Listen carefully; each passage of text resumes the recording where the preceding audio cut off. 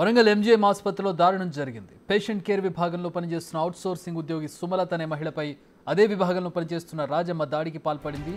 వైద్యులు సిబ్బంది చూస్తుండగానే అమానవీయంగా సుమలతను గొలుసుతో కట్టేసి దాడికి పాల్పడింది.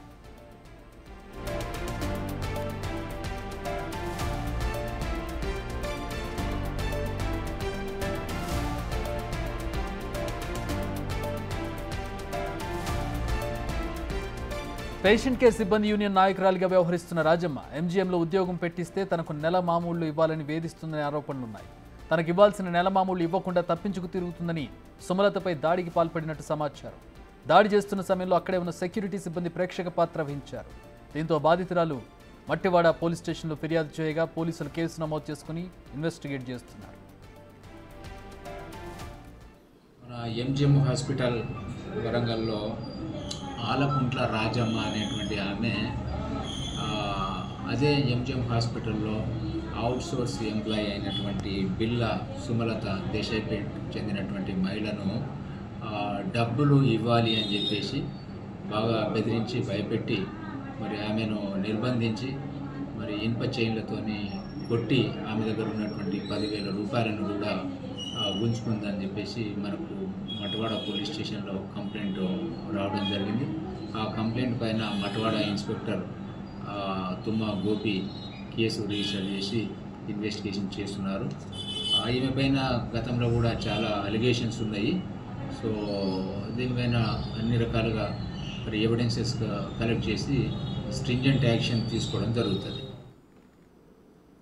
దీనికి సంబంధించి మరిన్ని వివరాలు మా ప్రతినిధి వేణుని అడిగి తెలుసుకుందాం. వేణు, సరే జరిగింది, ఘటన కనబడుతోంది, అది అక్కడ ఆమె చేసిన దానికంటే కూడా పక్కన వాళ్ళు ప్రేక్షక పాత్ర వహించడం ఆశ్చర్యం కలిగిస్తుంది. ఎందుకు ప్రేక్షక పాత్ర వహించారు సెక్యూరిటీ వాళ్ళు కానీ చుట్టూ ఉండే వాళ్ళు కానీ?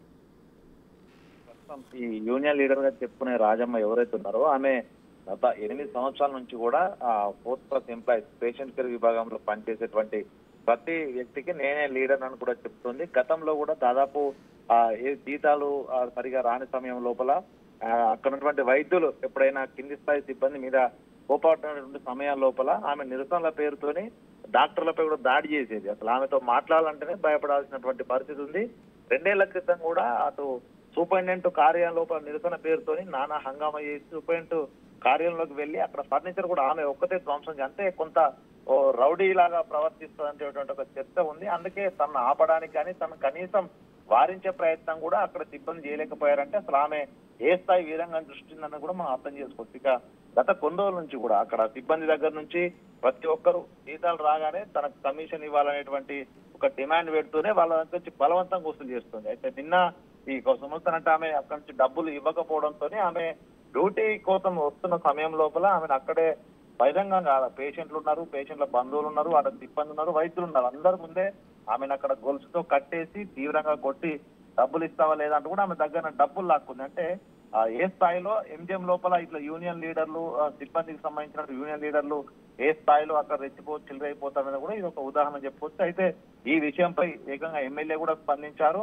ఇట్లాంటి ఘటన ఉండొద్దు, ఇంకోసారి సహించమని చెప్తూ ఆయన కూడా ఆమెకు సంబంధించిన హిస్టరీ మొత్తం తీయమని చెప్పారు. ఎందుకంటే గతంలో ఆమె ఏకంగా సూపరింటెండెంట్ వైద్యులపై కూడా దాడి చేసిన ఘటనలు అవన్నీ షీట్ రెడీ చేసి ఆమె రౌడీ షీట్ ఓపెన్ చేస్తేనే ఎంజిఎం లోపల ఇట్లాంటి వాళ్ళ సిస్టర్లను కూడా అవుతాయంటూ కూడా ఇస్తాం. సో చూడాలి, ఈమెపై అయితే ప్రస్తుతం కేసు నమోదైంది. గతంలో జరిగిన ఇన్సిడెంట్లకు సంబంధించి కూడా అటు బాధితులు ఎవరైతే ఉన్నారో వాళ్ళ స్టేట్మెంట్లన్నీ రికార్డ్ చేసిన తర్వాత ఈమెపై రౌడీ షీట్ కూడా ఓపెన్ చేసే అవకాశం అయితే ఉంది. Check. All right, thanks for the updates Venu.